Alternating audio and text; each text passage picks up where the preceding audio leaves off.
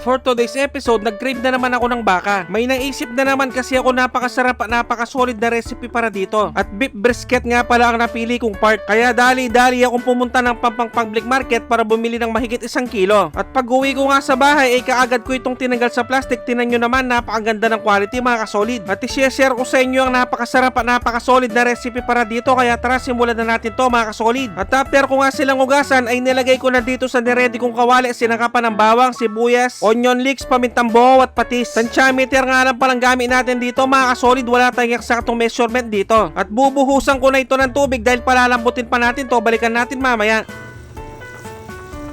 At fast forward tayo, pagkalipas ng 45 minutes, check natin mga kasolid. Yan, pwede na to, napakalambot na. Iseset aside ko na to para palamigin, pero hindi ko muna tatapon yung pinagkuluan dahil gagamitin ko pa mamaya. At habang naghihintay tayo mga kasolid, start na ako manggisa ng sibuyas, bawang at luya. At hahalu-haluin ko lang to hanggang sa lumabas ang aroma. Maraming salamat nga pala sa mga bagong viewers at followers dyan. Welcome po kayo dito. At dahil pwede na to mga kasolid, ilalagay ko ng malagkit na bigas, sinugasan ko na to. At sinangkapan ko lang ito ng isang beef cubes, pamintang durog at patis. At shoutout nga pala kay Jensen Bray Lopez at ang Lopez family ng Negros Occidental. Maraming salamat po sa suporta. At after ko itong mahalo-halo mga kasolid, ilalagay ko na yung pinagkuluan ng pata kanina dahil sobrang napakasarap at napakalasa nito. At shoutout nga rin pala sa mga masisipag nating workers dito sa Pinas at sa ating mga bayaning OFW. Mag-ingat po kayo lahat dyan. At tatakpan ko lang to at papakuluan sa katamtamang lakas ng apoy. Balikan natin mamaya. At sakto naman, malamig na yung baka mga kasolid. Chachap ko naman ito sa gusto kong laki gamit ang aking kasolid cleaver knife. At dahil tapos na ako makapaghiwa, mag-iinit na ako ng mantika. Start na tayong manggisa ng sibuyas at bawang. At hahalu-haluin ko lang din to hanggang sa lumabas ang mabangong aroma. At sunod ko na rin ilagay ang mga nahiwa kong baka. At shoutout nga rin pala kay Inang Leonor ng Nueva Vizcaya. At start ko na itong sangkapan ng pabintang durog, oyster sauce at toyo. Bale, tantiameter nga palang gamit natin dito mga kasolid, wala tayong eksaktong measurement dito. At nag-add lang ako ng konting asukal at tinalo-halo. At siguradong nakatutok din ngayon si Anthony De Los Santos ng Ildefonso, Bulacan. At shoutout nga rin pala sa ating mga masisipag na tambay. Bale, tatakpan ko lang to sa katamtamang lakas ng apoy. Balikan natin mamaya.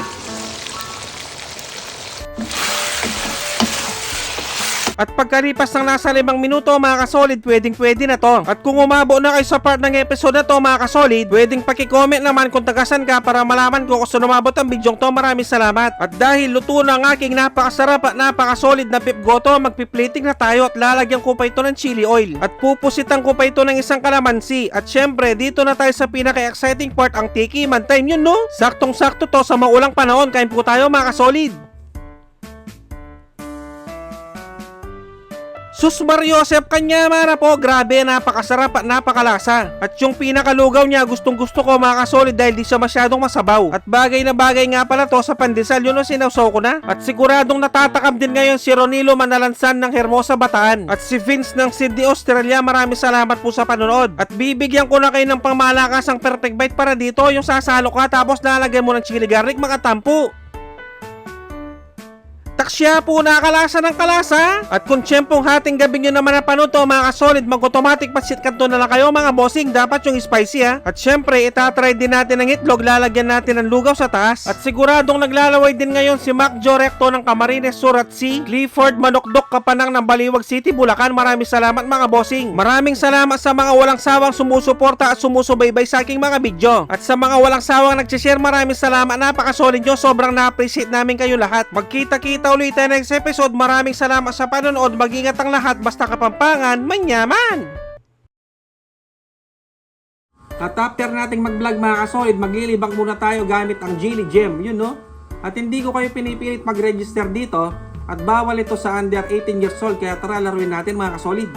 At sobrang daming games na pwedeng pagpilian dito. Merong Super Ace, Fortune Gems at Mines. At syempre, lalaruin natin ang paborito kong Super Ace. At dahil nandito na tayo sa Super Ace mga kasolid, magbebet lang ako ng 100.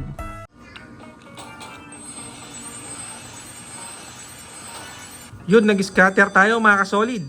Bali 10 spin to, libre lang to. Double.